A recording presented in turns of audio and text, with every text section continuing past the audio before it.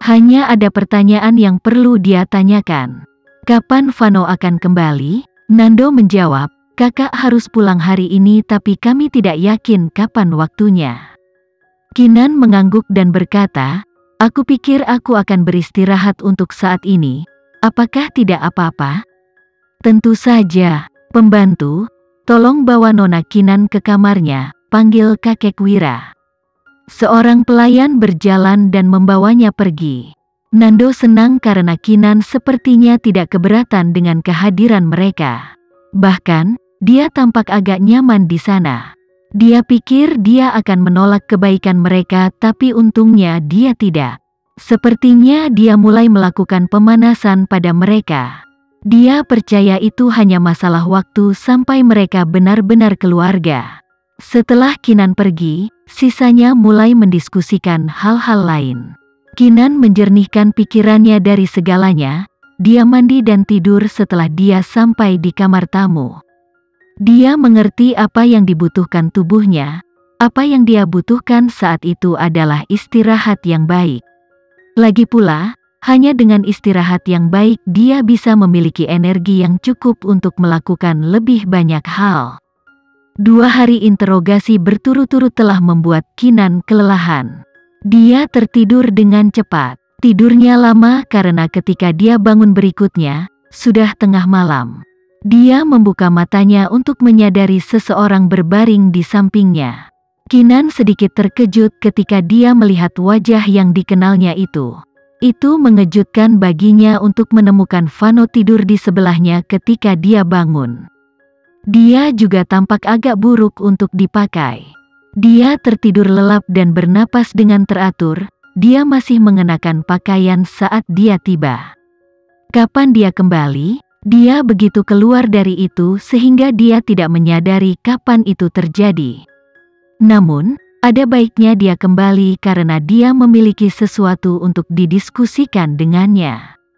Begitu saja, Kinan berbaring di sana tanpa bergerak. Dia mengambil jeda sesekali dalam pemikirannya untuk melihat Vano. Untuk beberapa alasan, mungkin karena mereka sudah lama tidak bertemu, garis-garis di sekitar wajahnya semakin dalam. Kinan bahkan mengakui bahwa dia menjadi agak menawan. Mengenai pesona macam apa yang tidak bisa dia katakan, tetapi dia menemukan bahwa tatapannya terus kembali padanya. Ditambah lagi, ini adalah pertama kalinya dia memiliki kesempatan untuk mempelajari fitur-fiturnya dalam jarak sedekat itu. Kinan menyadari banyak detail yang luput dari perhatiannya sebelumnya. Misalnya, bulu mata Vano tidak hanya tebal tetapi juga panjang. Dia memiliki kulit yang bagus, hampir tanpa cacat, hidungnya lebih mancung daripada yang dia kira dan bibirnya sepertinya selalu melengkung menjadi ekspresi geli. Tertidur melembutkan fitur-fiturnya dan menghilangkan aura biasanya yang tidak bisa didekati. Kinan merasa nyaman di hadapannya. Dia bertanya-tanya, bagaimana bisa sebelum dia mendapat kesan bahwa Vano adalah makhluk seperti robot dengan perisai yang menghalangi orang lain untuk mendekat? Kinan mempelajarinya dengan cermat untuk memahami perubahan baru yang dapat diamati ini dalam pikirannya. Pada saat itu, pria yang sedang tidur itu tiba-tiba membuka matanya. Kinan terkejut sekali lagi tiba-tiba menatap matanya yang agak bingung namun dalam. Namun, kecanggungan itu tidak berlangsung lama. Dia menjauh darinya dan berkata, "Kamu akhirnya bangun. Bagus, aku punya sesuatu untuk didiskusikan denganmu." Sebelum Kinan bisa selesai, dia melihat wajah tampan Vano mendekatinya. Dia akan menciumnya. Saat sentuhan lembut dan familiar jatuh di bibirnya, sengatan listrik menjalar ke seluruh tubuhnya, menggoreng otaknya dalam prosesnya. Selain pelebaran matanya, seluruh tubuh Kinan telah ditutup. Tentu saja, dia tahu apa yang terjadi tetapi untuk beberapa alasan, otaknya yang biasanya cerdik, tampaknya telah memasuki keadaan tidak aktif. Dia merasakan gigi Vano di bibirnya dan napas panasnya di wajahnya. Seperti sebelumnya, sampai lidahnya mulai maju, dia pulih dengan sentakan listrik lagi. Secara refleks, dia memalingkan wajahnya dan matanya gemetar karena cemas. Suasana tiba-tiba menjadi canggung yang tak terkatakan. Detik berikutnya, Vano duduk dan menguap. Dengan suara magnetisnya, dia berkata, "Maaf, aku pikir aku baru saja bermimpi." Kinan menatapnya dan merasakan dorongan untuk memukulnya muncul di hatinya melihat wajahnya yang serius. Vano menawarkan senyum jahat. "Maaf, aku tidak bisa tidur nyenyak dalam setengah bulan terakhir dan baru saja turun dari pesawat, jadi tertidur di sini tapi aku terjaga sekarang." Kinan tahu bahwa itu adalah kebohongan yang jelas. Namun, dia tidak ingin memikirkannya dan membuka kaleng cacing lainnya. Dia juga duduk dan bertanya secara alami, "Bagaimana kemajuanmu?" "Tidak buruk. Juga, aku ingin meminta maaf karena menyeretmu ke dalam kekacauan." "Maaf." Vano menatapnya dengan lembut dan berkata dengan lembut, "Kamu bisa menjaga tanganmu tetap bersih untuk sisanya. Aku akan menangani semuanya. Kamu tidak perlu khawatir tentang tuntutan pidana."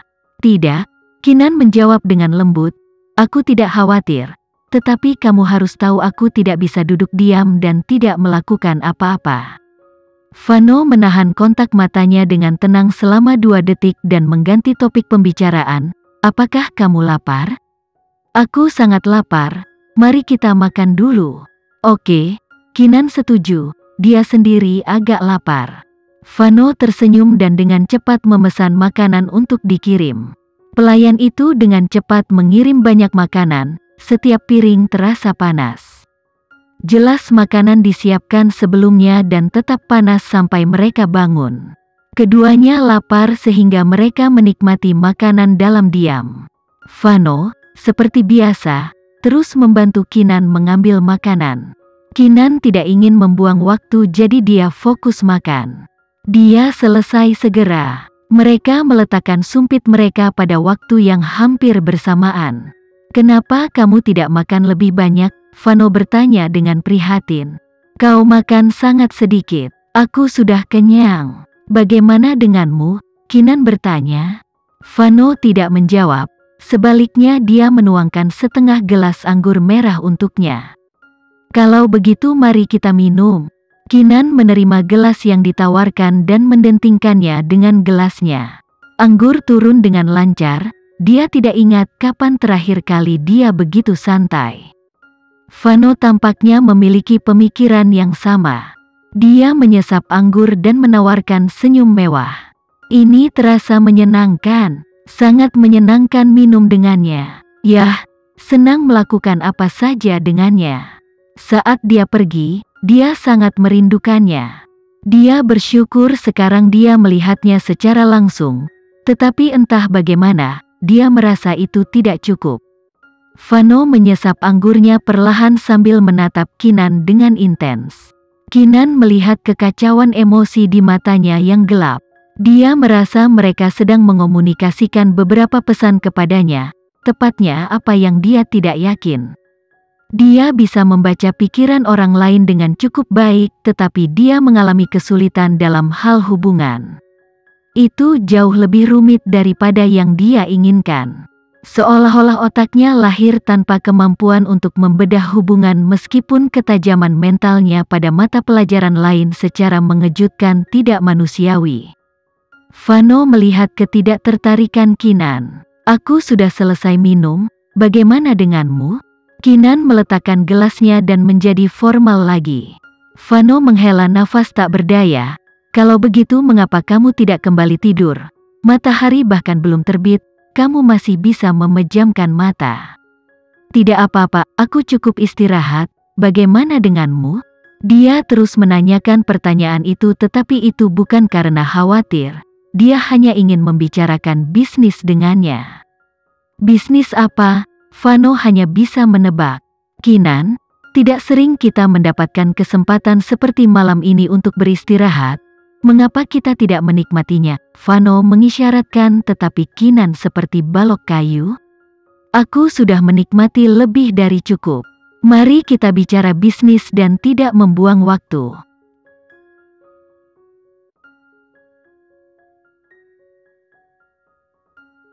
Sekian dulu ya video kali ini, kita lanjutkan lagi videonya di lain waktu. Oh iya, bagaimana menurut kalian? Semoga bisa sedikit menghibur kalian semua. Untuk teman-teman yang baru nonton, jangan lupa subscribe ya, hehehe.